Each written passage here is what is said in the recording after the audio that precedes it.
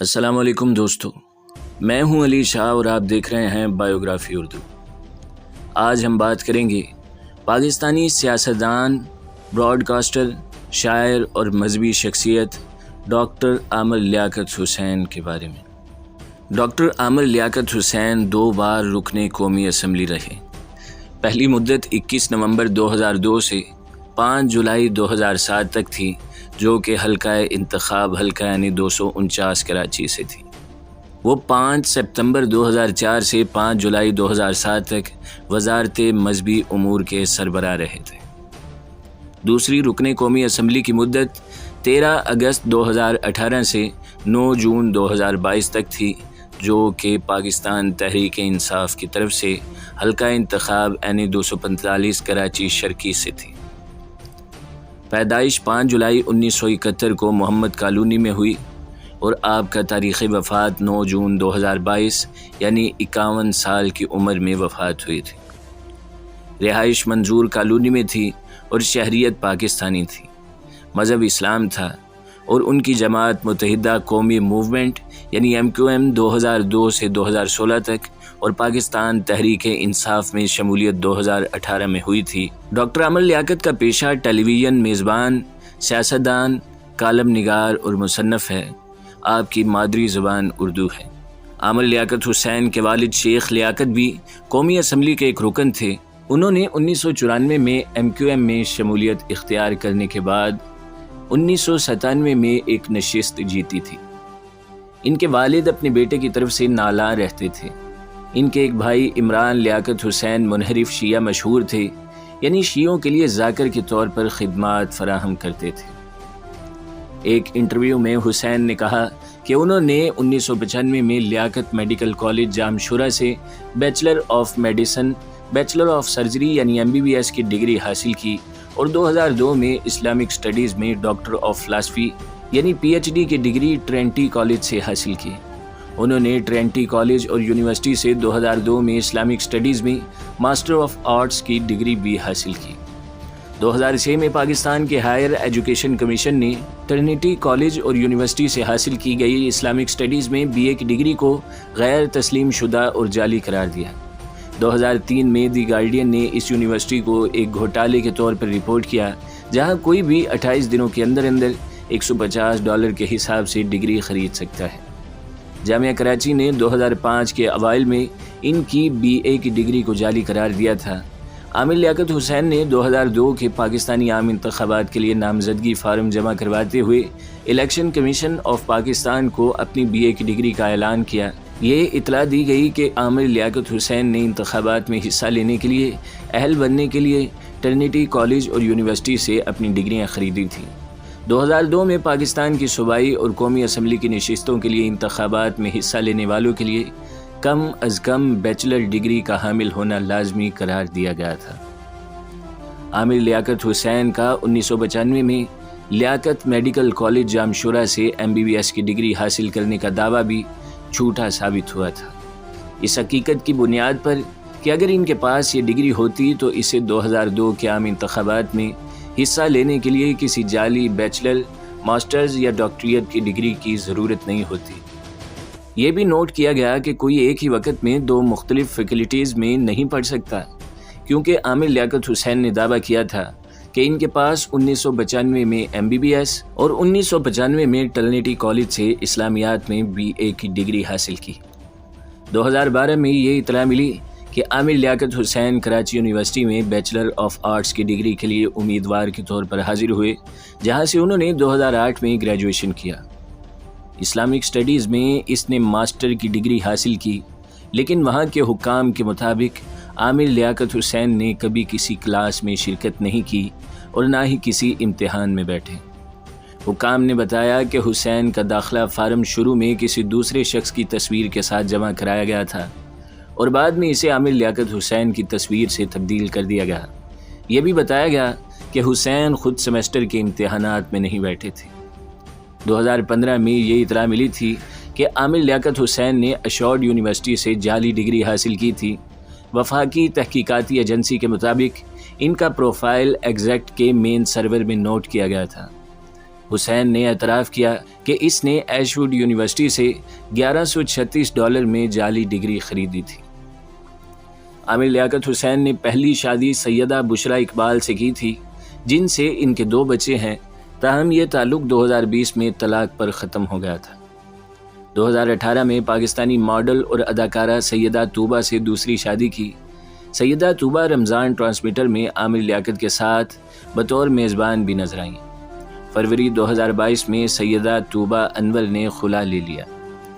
5 فروری 2022 کو ضلع لودھراں کے موضوع ڈاورا سے تعلق رکھنے والی 18 سالہ سیدہ دانیہ شاہ سے تیسری شادی کی، جس نے چند ہفتوں بعد ہی بہت سے الزامات لگائے اور عدالت سے خلا کے لیے رجوع کر لیا۔ عامر لیاقت کی وفات تک ان کا خلا کا مقدمہ عدالت میں داخل رہا تھا۔ 6 اگست 2010 سے جیو نیوز پر دکھائے جانے والے اپنے پہلے شو عالم آن لائن کی میزبانی کے بعد ARY ڈیجیٹل پر ٹی وی پروگرام عالم اور عالم کی میزبانی کی۔ ڈاکٹر عامر لیاقت حسین پاکستانی ذرائع ابلاغ میں جدید فیملی انٹرٹینمنٹ کے بانی ہیں۔ پچھلے 14 سالوں سے انہوں نے خصوصی رمضان نشریات کی روایت ڈالی، جسے آج تمام ٹی وی چینل فالو کر رہے ہیں۔ پاکستانی میڈیا کی تاریخ ساز نشریات میں سلام رمضان، رحمان رمضان، مہمان رمضان، پہچان رمضان، ایمان رمضان اور پاکستان رمضان شامل ہیں۔ 2018 ایکسپریس میڈیا گروپ سے نشر ہونے والی پاکستان رمضان نشریات نے دنیا بھر میں مقبولیت حاصل کی اور پاکستانی ابلاغی تاریخ میں ریکارڈ ساز کامیابی حاصل کی۔ ڈاکٹر عامر لیاقت حسین ایکسپریس میڈیا گروپ میں بحیثیت صدر منسلک ہیں اور گروپ ایڈیٹر مذہبی امور کے بھی فرائض انجام دے رہے ہیں۔ فیملی انٹرٹینمنٹ پر مبنی تاریخ ساز پروگرام انعام گھر کا آغاز انہوں نے کیا، جس نے انٹرٹینمنٹ میڈیا انڈسٹری کے تمام سابقہ ریکارڈ توڑ کر تاریخ ساز کامیابی حاصل کی۔ اسی طرح دینی مسائل اور ان کے حل پر مبنی دینی معلومات کا شہرۂ آفاق پروگرام پہلے عالم آن لائن، پھر عالم اور اب عالم آن ایئر کے نام سے پیش کیا جا رہا ہے۔ ان پر رمضان کریم میں دین کے نام پر بےہودگی پھیلانے کا الزام ہے۔ معروف زمانہ ناگن ڈانس ان کی زندہ مثال ہے، زبان نکال کر غیر فطری حرکات کرتے بھی پائے گئے ہیں۔ مختلف پاکستانی ٹی وی چینلز پر مذہبی قسم کے پروگرام کرنے کی وجہ سے جہاں عامر لیاقت حسین کے بہت سے چاہنے والے، وہاں ان کے ناقدین بھی بہت سے موجود ہیں۔ 2005 میں ان پر جامعہ بنوریا کے دورے کے دوران میں مشتعل نوجوانوں کی طرف سے حملہ کیا گیا۔ عامر لیاقت نے مذہبی امور کے وزیر کے طور پر مئی 2005 میں خودکش حملوں کے خلاف مذہبی فتویٰ جاری کرنے کے لیے پاکستان سے 58 مذہبی علماء کو اس بات پر قائل کیا، جس کے مطابق مساجد اور عبادت کے دیگر مقامات پر حملے، پلانٹڈ بم اور خودکش بم دھماکے غیر اسلامی قرار دیے گئے۔ تاہم انہوں نے وضاحت کی کہ اس فتوے کا اطلاق اندرون ملک پاکستان کی حد تک ہے، دیگر چپکلش والے علاقے اس میں شامل نہیں ہیں۔ عامر لیاقت حسین نے 2002 کے عام انتخابات میں بھی MQM کی ٹکٹ پر قومی اسمبلی کی نشست پر کامیابی حاصل کی اور انہیں پرویز مشرف کے دور حکومت میں مذہبی امور کا وزیر بنایا گیا۔ جولائی 2007 میں عامر لیاقت حسین نے قومی اسمبلی کی رکنیت سے استعفیٰ دے دیا تھا۔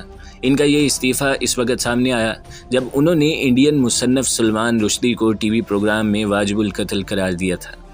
اگلے سال یعنی سن 2008 میں MQM نے عامر لیاقت کو پارٹی سے نکالنے کا اعلان کر دیا تھا۔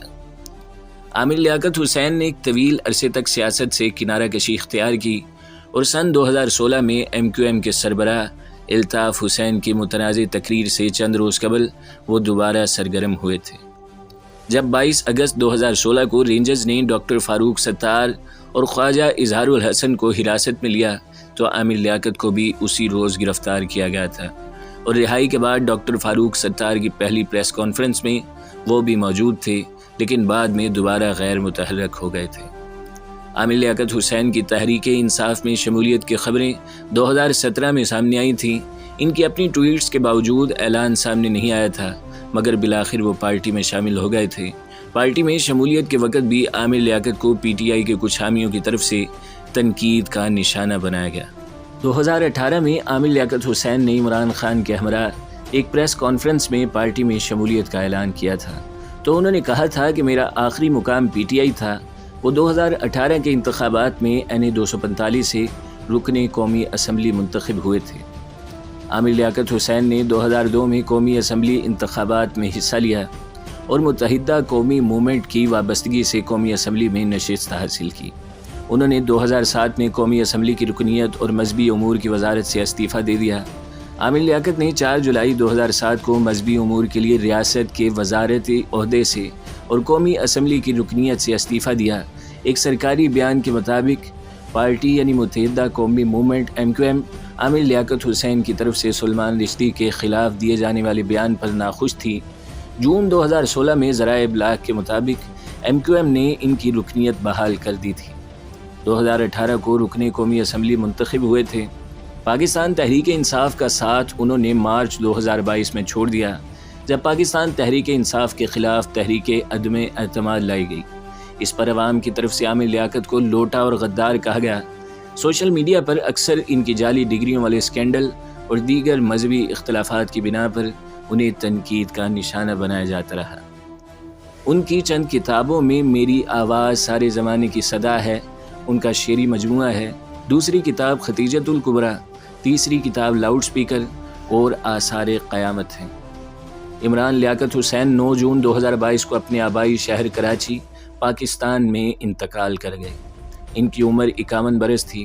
9 مئی کو خاندان نے پوسٹ مارٹم نہ کرانے کا فیصلہ کیا، مگر 10 مئی 2022 کو ان کی لاش پولیس کی تحویل میں مزید تحقیقات کے لیے دے دی گئی۔ عدالتی حکم پر ان کی نعش ان کے ورثاء کے حوالے کر دی گئی، جس کے بعد ان کا جنازہ ادا کیا گیا۔ ان کا جنازہ ان کی وصیت کے مطابق ان کے بیٹے نے پڑھایا۔ انہیں 10 مئی 2022 کو عبداللہ شاہ غازی کے دربار کے احاطے میں اپنے والدین کے ساتھ دفن کر دیا گیا۔